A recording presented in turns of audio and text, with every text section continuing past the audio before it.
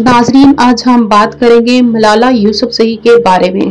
पैदाइश 12 जुलाई 1997, जाए पैदाइश मंगोड़ा, वादी सवाद, खैबर पख्तूनख्वा, पाकिस्तान। इब्तदाई जिंदगी मलाला यूसुफजई का ताल्लुक पाकिस्तान के शमाली इलाका वादी सवाद से है। इनके वालिद ज़ियाउद्दीन यूसुफजई एक उस्ताद और तालीमी कारकुन हैं जिन्होंने मलाला को तालीम की अहमियत सिखाई। मलाला बचपन ही से तालीम हासिल करने की ख्वाहिशमंद थी, लेकिन तालिबान के दौरे इक़्तिदार में लड़कियों की तालीम पर पाबंदी लगा दी गई थी।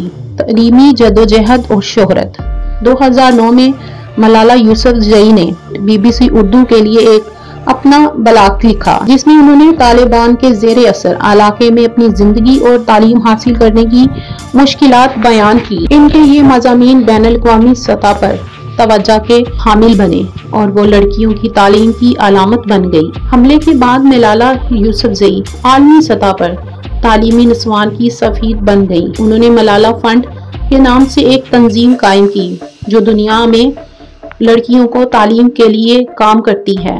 मलाला ने बरतानिया में अपनी तालीम जारी रखी और 2020 में ऑक्सफोर्ड यूनिवर्सिटी से फ़लसफ़ा, सियासत और माशियात PPE में डिग्री हासिल की। नोबल अमन इनाम 2014 में वो नोबल इनाम हासिल करने वाली सबसे कम उम्र शख्सियत बनी। अक़वाम मुत्तहिदा में उन्होंने अपनी तकारीर में तालीम निस्वान के लिए आवाज़ बुलंद की। साथी ज़िंदगी मलाला ने 2021 में असर मलिक से शादी की, जो क्रिकेट से वाबस्ता थे। वो लंदन में मुकीम हैं और आलमी सतह पर तालीम और ख़वातीन के हक़ूक़ के लिए काम कर रही हैं। नाजरीन, इस तरह की और भी वीडियो देखने के लिए जुड़े रहें MB न्यूज़ के साथ और हमारे चैनल को ज़रूर सब्सक्राइब करें ताकि हर आने वाली वीडियो से आपको बआसानी हासिल हो सके। शुक्रिया।